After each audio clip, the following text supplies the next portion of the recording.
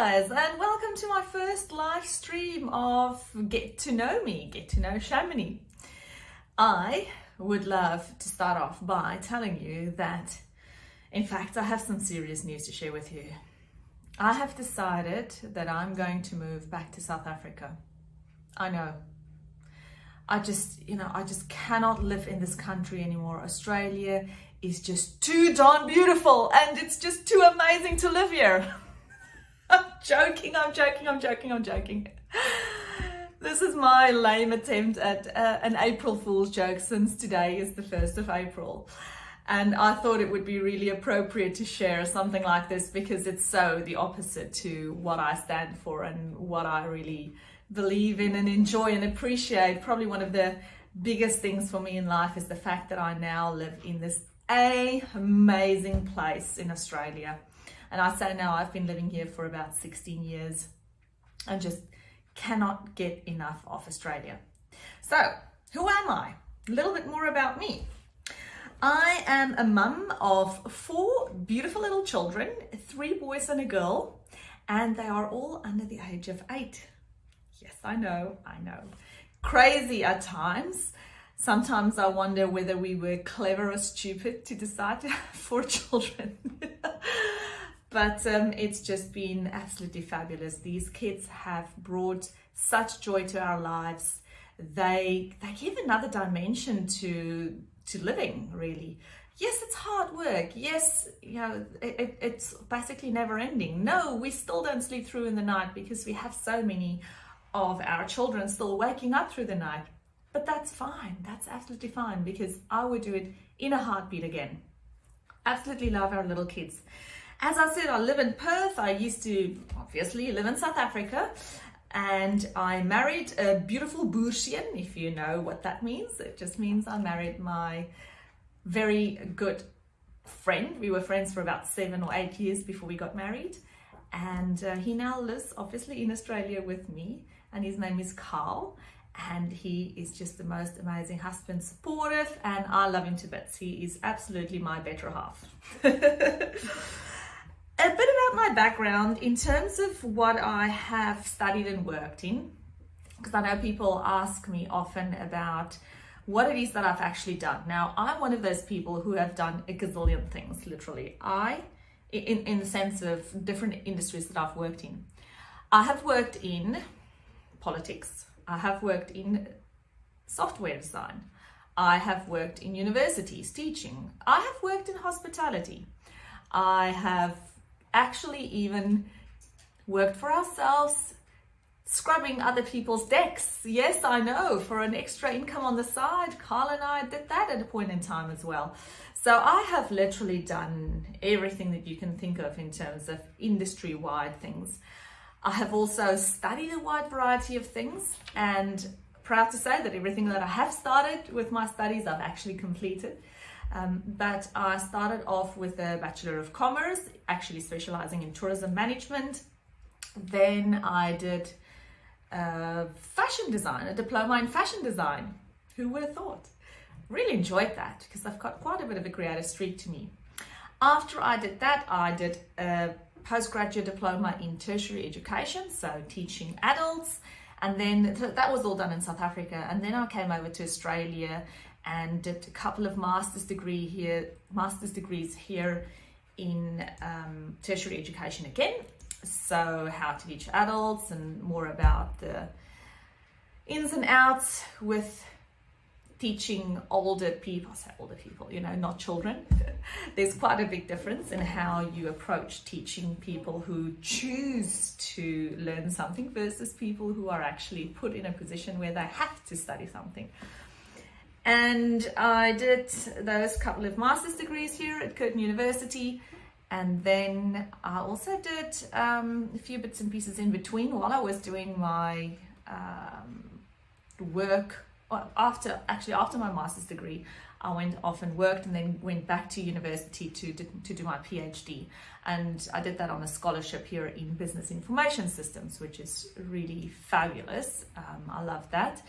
And while I was doing my Business Information Systems PhD on the scholarship, I also got a scholarship to do a commercialization diploma, which teaches you how to commercialize your research, which was absolutely fabulous as well to learn about all of those things.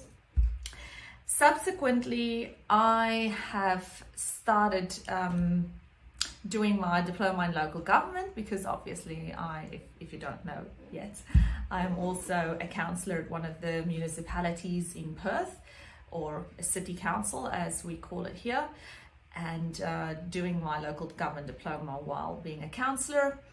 And I have also done something else. What's that? Oh yes, I also have a license in real estate. So I decided to get that under my belt too, because I really enjoy real estate and the property market. Okay, so that's what I've studied and worked in. Once I've started having a family, what's that now, 8 years ago, I used to travel to Canberra very often, like in and out of Canberra every, I think it's about 16 or so weeks a year that you have to be there. And I just realized that that's not really going to be family friendly for me, and having my children obviously, and my husband certainly didn't want to be a single dad for all the years. So I decided to embark on being my own boss and look into having a career where I'm independent of other people, shall I say, in the sense that I wanted to work for myself. I wanted to create something that I was passionate about, that I could grow, and just basically, yeah, do business on my terms. And that's why I actually started one of my businesses online. And as you know, there's a lot of things that play a part of how you choose to decide what kind of business that you would like to do. But yeah, one of the things are the fact that I have a time and location independence, which is absolutely fabulous, because if you're a mum like me, I can now choose when I see my children, how often I see them. If I want to go to the school feet, if I want to go and sleep with my child in the afternoon, if they're not feeling well or any of those things, I can now be a mum and work as well at the same time, which is a very deliberate decision on my behalf. Now, what are some of the things that I'm passionate about? I am absolutely passionate about helping other people. Go figure. I guess it just goes without saying, because if you look at the history of what I've done and things that I've worked in, it's 99.9% of the time being in industries where I actually could help people directly, usually in the service industries or in policy or in representation of other people. But if I can make a difference to somebody else's life, that just gives me immense satisfaction. I also have a massive passion in helping animals and caring for animals. I'm one of those people that literally, if I see a grasshopper whose one leg is missing and it's struggling to jump straight, it would send me off crying. I know. Yeah, I've got a very, very soft heart for animals, insects, the works. So yes, the only 3 insects I would consider killing are mosquitoes, because they will carry me away alive, flies, and sometimes ants if they are going to bite me, because I don't really appreciate that. But that's pretty much it. I don't like killing spiders. I don't like killing any other creature that crawls. I would rather catch them or carry them out. And yeah, so no scaredness of insects and snakes or nothing like that. I grew up being outside most of my life, and I really do enjoy being out in nature and being with animals and watching little insects do their thing. Another passion of mine is travel. I have traveled extensively, and I would still love to travel once this pandemic is over. Would really love to travel a bit more with my family around the world. We cannot wait to go on an extended around the world trip. But you may or may not know that we have recently done a trip as a family around Australia.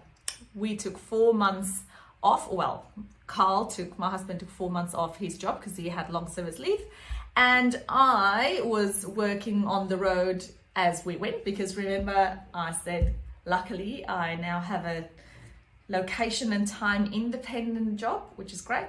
So yeah, so I was still working on the road, and we vlogged the whole trip. So if you haven't seen that yet, hop into 100 sunsets in 100 days around Australia on our YouTube channel. That's where you can follow along and have a good laugh sometimes, because, you know, it's absolutely our family, almost, I want to say unedited, but it's not unedited. We had to edit it to just fit it into bite-sized videos for you.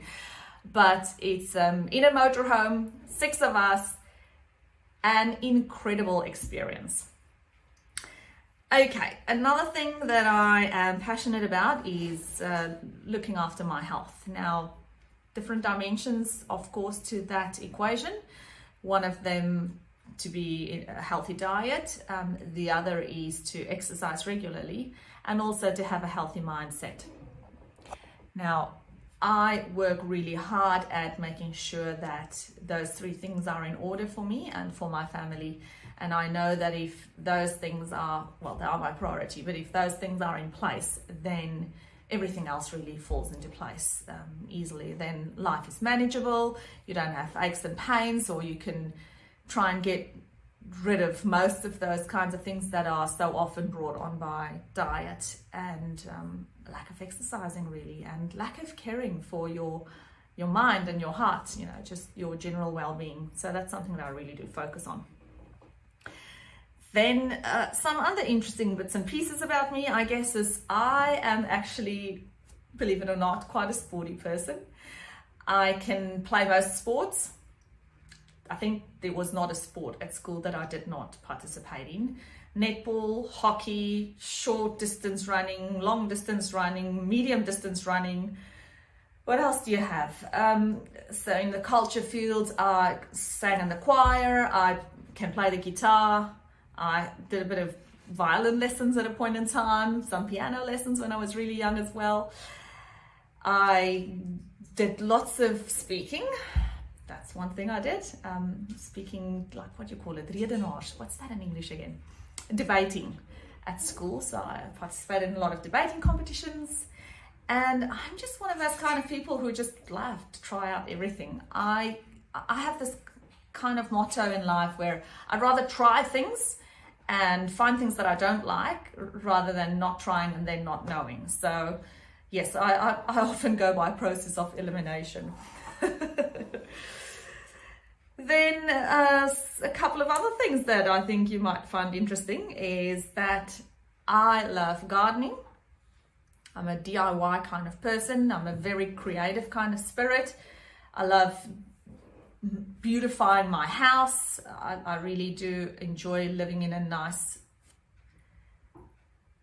environment, and if my environment is cluttered and things are not in its place, then I struggle to have a clear mind. So most days I start off by just making sure everything is in its spot and it's all packed away and cleared up, so that I can have a clear space in my mind to think and do what it is that I have to do to drive my day and my business and our family forward. Another thing that I do, which I don't think many people my age at least do, is that I knit and I crochet. Well, I can knit and crochet, I just don't get the time to do it as often as I would like to. But those are a couple of things that I really do enjoy a lot. I pretty much self-taught knitting when I was... my grandmother used to knit a lot, and my mother can knit as well. She was a great knitter as well. But I do remember my grandmother knitting a lot of things for me. And then, you know, this is like a year or two, long time ago. And then I didn't really do much about it until I was probably about 20 years old. I thought, I'd like to start knitting again or teaching myself. So I just bought some books and a pair of needles and off I went. And I, 20 years ago, actually knitted probably about 20 or 25 items for my one-day children, which I then kept very safely tucked away neatly. And when my children were born, finally, 20 years later, I was able to take those out and wear it like for them, put it on for them. And I do really enjoy seeing them in it, and it just gives me the warmth and the fuzziness when I see them. So knitting and crocheting, love doing those. And what else can I tell you? Okay, I guess two of my strongest points, if I have to single that out, I'd say, is that I have a very strong perseverance. I can pretty much keep going if times are tough, and if I set my mind on something or I have a goal in mind, I'll keep going at it until I make it. It's just, you know, one of those things. I like to complete things. What do you call it? A completion syndrome almost. So yes, so once I do decide I want to do something or there's something important that needs to be done, I will just keep going at it and keep going and keep going. I think a lot of this was really taught or learned when I was at school with my long distance running, and really I think any kind of sport that you or skill set that you learn at that age, because you got to keep practicing and going back at it and keep trying for you to really be successful and to be able to learn that skill set. So that, and a combination of doing long distance running, because yeah, sometimes it just feels like it never ends, so you just keep going and going and going. And then a time when I really found that useful in having that skill set, really 2-3 times I'd say. The first one was when I moved to Australia. I needed perseverance skills. The whole process of applying and then coming and then just, you know, finding your feet and making Australia my home, that did require quite a bit of perseverance, because it's easy to just go, oh, I'm struggling too much. Look at all my friends in South Africa having a good time. I'm just going to go back. So no, I persevered through that, and thank goodness I did, because I absolutely love this place. I now call home. The second one was when I did my PhD. It's 3 years that it was a lot of input that I had to stick at it. So I stuck at it and luckily managed to do that in the time frame that was provided. So I basically completed my PhD in a 3-year time frame. And then the last one was perseverance with having a little family, because our children, as you may or may not know, are all IVF miracle babies, and it's not an easy thing to go through. So I just persevered through every miscarriage, through every struggle, through every unsuccessful IVF transfer that we had, but I'm so super thankful that we were able to conceive our 4 children in the end. And man, they are just the most amazing little blessings in our lives. So that's it. And the last thing is, so perseverance is the one thing, and I think another great skill set of mine is probably being able to see the bigger picture in things. So I am usually a kind of person that can stand back and look at, but why are we here? What's happening? And I can step out of the being bogged in the detail, and keep reminding us of where we're heading, what it is that we're doing, and that's really important, especially if you're building a business, and you can just get so involved in this one little tiny detail that you forget sometimes what it is that you're actually trying to achieve. So that's it. I love being strategic. I love helping our city develop into being a better place as a local government councillor, and just making life better in general for people. So again, as I said, my passion is to help people and to help animals, and I'm really thankful that I get to do that in one of my, when I say day jobs, it's not a job being a councillor, it's a part-time, more a volunteering role.